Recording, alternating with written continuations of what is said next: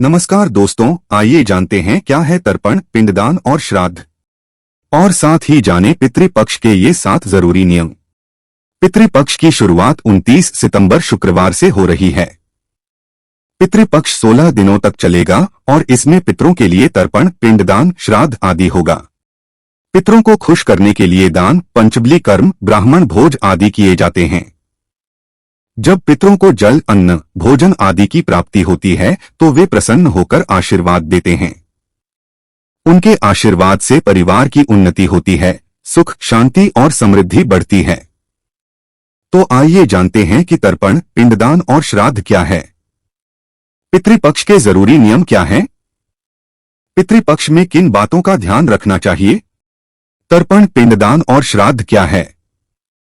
जब आप पितरों को विधिपूर्वक जल से तृप्त करते हैं तो वह तर्पण कहलाता है। पितृपक्ष के अलावा अमावस्या के दिन पितरों को कुशा से काला तिल मिला जल अर्पित करते हैं। पितृपक्ष में अपने पितरों की तृप्ति के लिए आप जो भी भोजन श्रद्धापूर्वक अर्पित करते हैं वह श्राद्ध होता है। आप जो भी भोजन पितरों को देते हैं उसे एक पिंड के रूप में बनाकर अर्पित करते हैं।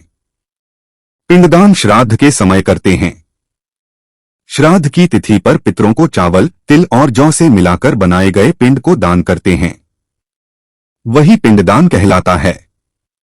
तर्पण और पिंडदान श्राद्ध के ही 2 हिस्से हैं। पितृपक्ष के नियम क्या हैं? पितृपक्ष को पितरों की पूजा के लिए समर्पित किया गया है, इस वजह से इसके लिए कुछ नियम हैं जिनका पालन जरूरी होता है। नियमों का पालन न करने से दोष लगता है या आपके पितर आपसे नाराज हो सकते हैं। 1. पितृपक्ष में तिथि पर अपने पितरों के लिए तर्पण, पिंडदान, श्राद्ध, दान आदि जरूर करें। पितरों का स्मरण करें, इससे पितर खुश होंगे। 2. पितरों की खुशी के लिए कौआ, गाय, कुत्ता, चींटी आदि को भोजन दें। उनको न मारें, उनको दिया भोजन पितरों को मिलता है। 3. पितृपक्ष में पितरों की पूजा के लिए रोहिणी और कुतुब मुहूर्त उत्तम माना जाता है। सुबह 11:30 से दोपहर 2:30 तक का समय श्राद्ध के लिए अच्छा होता है।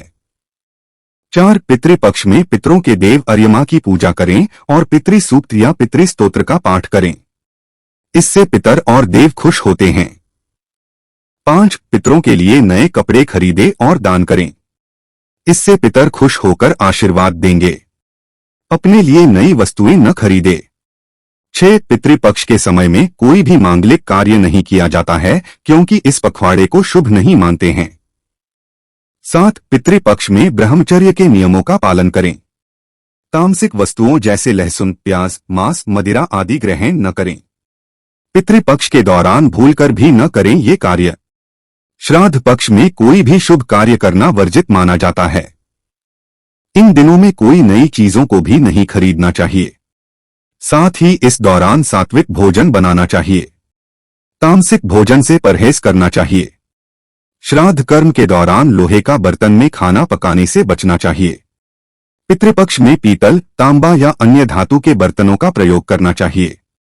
इसके अलावा इस दौरान बाल और दाढ़ी नहीं कटवाना चाहिए। बाल और दाढ़ी कटवाने से धन की हानि होती है। श्राद्ध पक्ष में लहसुन, प्याज से बना भोजन नहीं करना चाहिए। शाम को एक सरसों के तेल या गाय के घी का दीपक दक्षिण मुखी लौ करके जलाएं। प्रतिदिन पितरों के निमित्त तर्पण करें या किसी ब्राह्मण से करवाएं। प्रतिदिन पितृ सूक्त के पितृ गायत्री का संपुट लगा के अधिक से अधिक पाठ करें या करवाएं, वैसे 11,000 पाठ में अनुष्ठान की पूर्णता होती है। पितृपक्ष में प्रतिदिन पितृ गायत्री मंत्र का जप अवश्य करें, पितृ दोष से मुक्ति मिलेगी। प्रत्येक श्राद्ध वाले दिन यथाशक्ति ब्राह्मणों या गरीबों को भोजन कराएं और यथाचित दक्षिणा देकर आशीर्वाद लें। प्रत्येक श्राद्ध वाले दिन गाय, कुत्ते, चींटियों और कौआ को भी भोजन प्रदान करना चाहिए। पितृपक्ष में पितरों की अनुकूलता पाने हेतु श्रीमद्भागवत महापुराण का मूल पाठ तथा श्रीमद्भगवद गीता का पाठ करें। पितृपक्ष में पितरों की कृपा पाने के लिए ब्रह्मा गायत्री मंत्र का भी जप अनुष्ठान करें। तो दोस्तों, आप सभी को ये जानकारी कैसी लगी कमेंट में जरूर बताइएगा और ऐसी ही और जानकारियों के लिए चैनल से जुड़ना बिल्कुल मत भूलिएगा। धन्यवाद।